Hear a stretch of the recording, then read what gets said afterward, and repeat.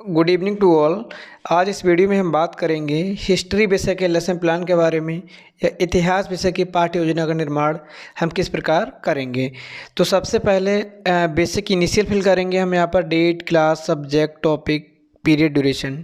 इसके बाद हमारा जो टॉपिक होगा उसको हम अंडरलाइन कर लेंगे यहाँ पर, जो भी टॉपिक होता है हमारा।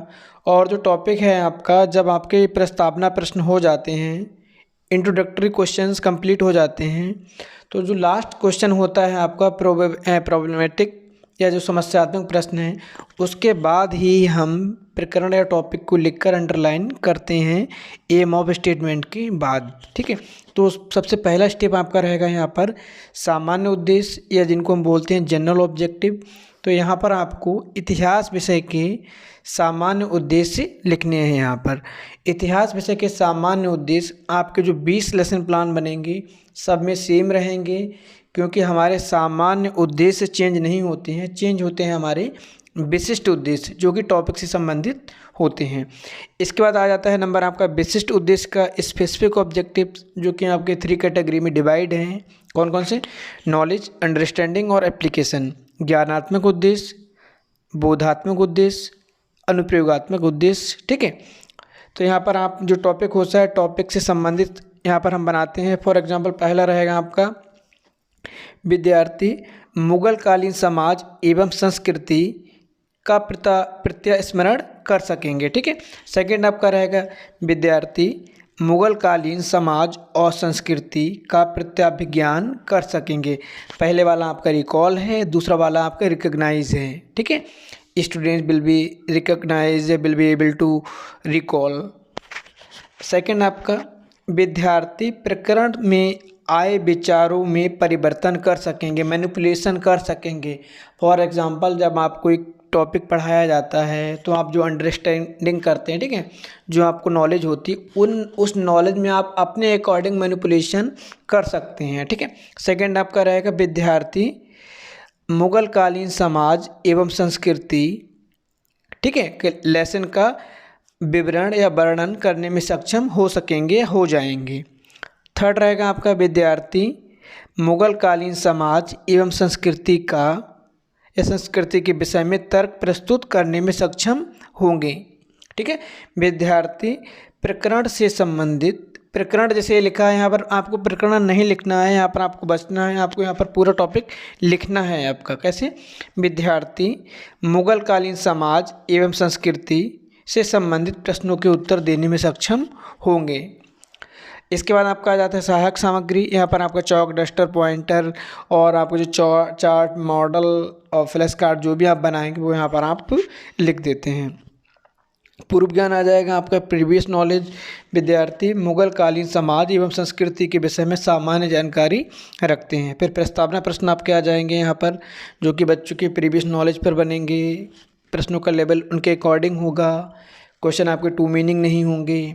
ध्यान रखेंगे बच्चे की प्रीवियस नॉलेज का यूटिलाइजेशन यहाँ पर हो। तो पहला प्रश्न आपका, भारत से पूर्व, स्वतंत्रता से पूर्व भारत पर किसने शासन किया? तो यहाँ पर बच्चे आपको आंसर देंगे मुगलों व अंग्रेजों ने। तो इस तरह से आपको क्वेश्चन बनाने हैं जो कि प्रीवियस नॉलेज पर बेस्ड रहेंगे। कोशिश करेंगे कि क्लास के जो आंसर हैं पूरी क्लास में, एंटायर क्लास को आप रिप्रेजेंट करें, आगे से पीछे से, मतलब पूरी क्लास से आपको पुट करनी है। ऐसा नहीं कि आपने आगे के बच्चों से पूछ लिए पीछे के छोड़ दिए, पीछे से पूछ लिए तो मिड के छोड़ दिए। आप इस तरह से क्वेश्चन का डिस्ट्रीब्यूशन करेंगे कि आपका डिस्ट्रीब्यूशन इक्वल रहे और क्लास का हर पार्ट उसमें इन्वॉल्व रहे। लास्ट प्रश्न आपका समस्यात्मक होता है, ठीक है, प्रॉब्लमेटिक होता है। तो लास्ट में आप उद्देश्य कथन देंगे, प्रिय विद्यार्थियों, आज हम मुगल कालीन समाज और संस्कृति के विषय में अध्ययन करेंगे। ठीक है, अब इसके बाद आपका जो लेसन प्लान है मेन हेडिंग पड़ जाएगा आपका प्रस्तुतिकरण या प्रेजेंटेशन। 4 कॉलम में डिवाइड हो जाएगा। पहला आपका शिक्षण बिंदु, teaching point, pupil teacher activity, छात्राध्यापिका क्रिया या छात्राध्यापक क्रिया, ठीक है, विद्यार्थी क्रिया, स्टूडेंट एक्टिविटी। अगला आपका विधि प्रविधि, मेथड एंड टेक्निक। लास्ट में आपका ब्लैक बोर्ड राइटिंग वर्क। पहला टॉपिक है आपका सामाजिक स्थिति एवं सांस्कृतिक समन्वय। अब यहाँ पर जो आपका टॉपिक है इस पर आगे हम हेडिंग डाल देंगे स्पष्टीकरण, ठीक है। और इस टॉपिक के बारे में आप बच्चों के सामने अपना लेक्चर देना स्टार्ट करेंगे। स्टूडेंट एक्टिविटीज़ में क्या होगा, विद्यार्थी ध्यानपूर्वक सुनेंगे, ठीक है। विधि कौन सी होगी, व्याख्यान विधि होगी। अब इसमें अगर आपको लगा है कोई मेन पॉइंट है जिसको आप ब्लैक बोर्ड पर इंडिकेट करना चाहते हैं तो ब्लैक बोर्ड पर इंडिकेट करेंगे और श्यामपट्ट कार्य वाले कॉलम में उसको हम लिख देंगे यहाँ पर, ठीक है। इसके बाद हम इसको एक्सप्लेन करते जाएंगे। यहाँ पर आपका सामाजिक स्थिति और सांस्कृतिक समन्वय आपने बच्चों के सामने एक्सप्लेन कर दिया। अब क्या करेंगे, इस ऊपर वाले टीचिंग पॉइंट से आपको 2 क्वेश्चन बनाने हैं जिनको हम बोलते हैं कंप्रिहेंसिव या बोधात्मक प्रश्न। लिखते नहीं हैं लेकिन ये आपके कंप्रिहेंसिव और बोधात्मक प्रश्न होते हैं जो आपने ऊपर स्टैंजा पढ़ाया होता है उससे बनाने होते हैं, ठीक है। बच्चे आंसर देंगे आपको। विधि कौन सी होगी, मेथड कौन सा होगा, प्रश्नोत्तर विधि होगी या क्वेश्चनिंग मेथड होगा। और इसमें जो तीसरा प्रश्न बनेगा आपका, इसको हम बोलते हैं डेवलपमेंट्री क्वेश्चन, विकासात्मक प्रश्न। विकासात्मक प्रश्न हम बनाते हैं नेक्स्ट टीचिंग पॉइंट पर जाने के लिए या नए शिक्षण बिंदु पर जाने के लिए, ठीक है। तो यहाँ पर आप बनाएंगे मुगल कालीन स्थापत्य एवं चित्रकला के बारे में क्या जानते हैं। तो ये आपका यहाँ पर जो बच्चे होंगे आपके नो रिस्पॉन्स करेंगे, निरुत्तर हो जाएंगे। तो यहाँ पर आप लिखेंगे स्टूडेंट नो रिस्पॉन्स या छात्र निरुत्तर, ठीक है। फिर आप अगले जो टीचिंग पॉइंट होगा स्थापत्य कला एवं चित्रकला, हेडिंग डालने के बाद में जितने भी टीचिंग पॉइंट डालेंगे आप सबको अंडरलाइन करेंगे, ठीक, बोल्ड करेंगे, जिससे कि आपका लेसन प्लान अट्रैक्टिव लगे। तो यहाँ पर आप इसको एक्सप्लेन करेंगे स्पष्टीकरण डाल के। इसमें भी क्या, विद्यार्थी ध्यानपूर्वक सुनेंगे, व्याख्यान विधि रहेगी आपकी, और यहाँ पर जो आपके मेन टर्म होंगे, मेन पॉइंट होंगे, उनको ब्लैक बोर्ड पर इंडिकेट कर लेंगे। इसके बाद इसको एक्सप्लेनेशन करने के बाद अब इसमें जैसे क्या है, इसमें इन्होंने जब लेसन प्लान को एक्सप्लेन कर रहे थे, स्टूडेंट के सामने टीचिंग कर रहे थे, इन्होंने चार्ट का यूज़ किया, ठीक है। तो जो आप अपना चार्ट बनाएंगे, मॉडल बनाएंगे, फ्लैश कार्ड बनाएंगे, डॉक्यूमेंट्री दिखाएंगे, जो भी जिसके थ्रू आप बच्चों को अपना टॉपिक क्लियर करेंगे उसको यहाँ पर हम मेंशन करेंगे, चार्ट हम बनाएंगे, ठीक है। अब जहाँ पर हम chart, model, flash card, documentary show करेंगे, वहाँ पर मेथड आपका हो जाएगा व्याख्यान सह प्रदर्शन विधि या लेक्चर कम डेमोस्ट्रेशन मेथड। इसमें क्या हो जाएगा, विद्यार्थी ध्यानपूर्वक देखेंगे और सुनेंगे, ठीक है।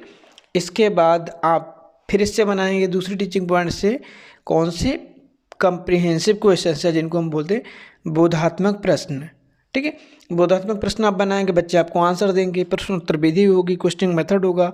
लास्ट क्वेश्चन फिर से आप बनाएंगे डेवलपमेंट्री या विकासात्मक प्रश्न, जो कि नेक्स्ट टीचिंग पॉइंट पे आपको लेकर जाएगा, ठीक है। अगला है आपका मुगल संगीत और साहित्य के विषय में क्या जानते हैं। बच्चे कुछ नहीं जानते हैं, जानते भी होंगे तो कम जानते होंगे, आप और कॉन्सेप्ट क्लियर करेंगे।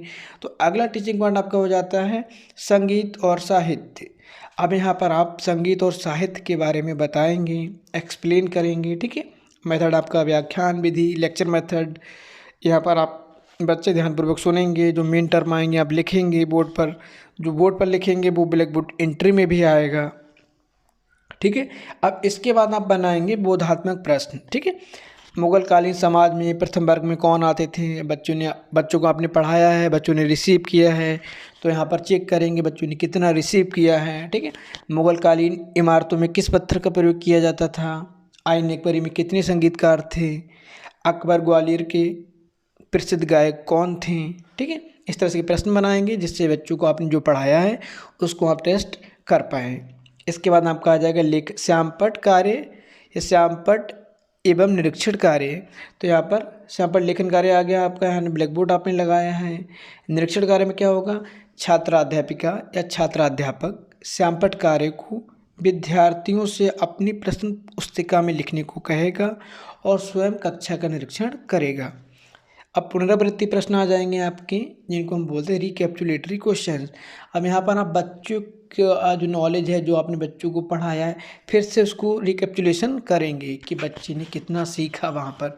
तो यहाँ पर आप fill in the gaps, matching word, true false और क्वेश्चन भी आप बना सकते हैं, वो आपके ऊपर डिपेंड करेगा आप किस वे में बच्चे के नॉलेज को एसेस करना चाहते हैं। लास्ट आपका जो पॉइंट होता है वो होता है होमवर्क या गृह कार्य, होम असाइनमेंट। यहाँ पर गृह कार्य देकर आप लेसन प्लान को कंप्लीट कर देंगे। तो इस लेसन प्लान में इतना ही। कोई भी टॉपिक या कोई भी आपको पॉइंट समझ ना आए तो आप कमेंट कर सकते हैं। Thank you.